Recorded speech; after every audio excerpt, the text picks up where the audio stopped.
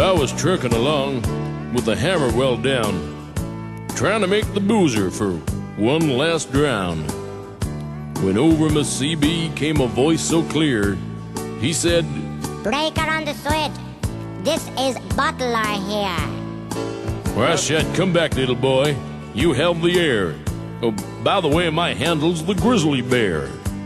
As he spoke, I could tell he was in floods of tears, as he told me sadly, "You see, mister, I hasn't got any ears." Now, I thought he meant his aerial was broke, 'cause in CB talk, ears means antenna to us folk. But he came right on back, and from what he'd said, those ears he was missing, yeah, they were the ones from his head.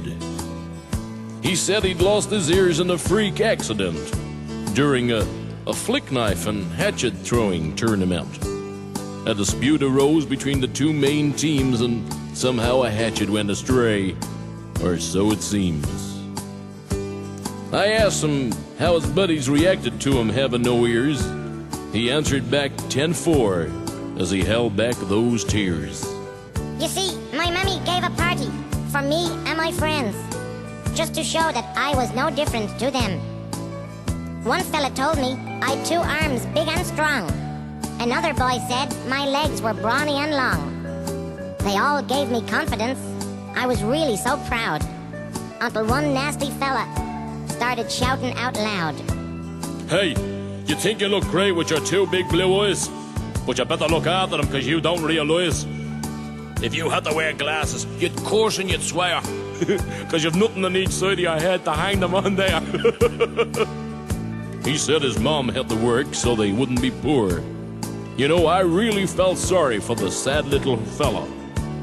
"We can't afford shoes, but nobody knows.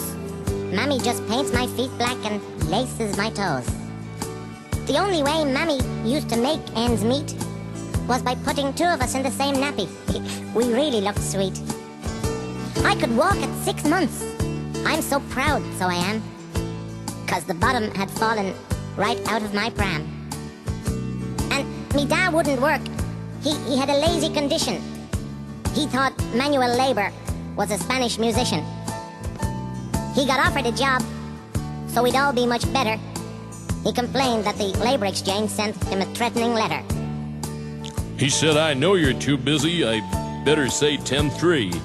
And he asked what kind of cargo I was carrying with me. I told him I had 15 tons of chocolates which I had to deliver.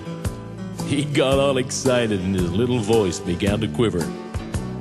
"Say, what's your home 20, good buddy, before it gets dark?" He gave me his address, the flats near the park. I turned that big old juggernaut and headed straight for that wee chappie.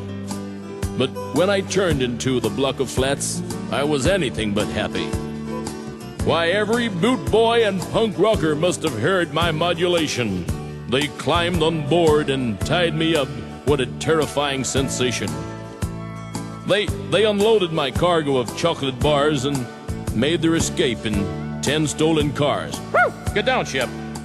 Why, if I could have got my hands on the little breaker, I'd have broken his stupid neck. I started out to do a good deed and ended up a nervous wreck. Woo! Woo! Get down, Shep. But just then I got another surprise, which made me laugh in shrieks. The delivery docket said those were laxatives in the form of chocolate sweets. Get down, Shep. Those little breakers, they may find the taste a bit funny, but sure as hell they'll get a good run for their money. Well, I'd better sign off now, 'cause the last laugh was mine. So it's high numbers to all you good buddies. 10-4, no, 10-5, no, 10-6, 10-7, 10-8, 10-9. I knew I'd make it rhyme somehow. Those doggone kids. Doggone. The dog is gone. My God, they took the dog. My little poodle is gone. Shep. Hey, Shep, my little poodle. My little...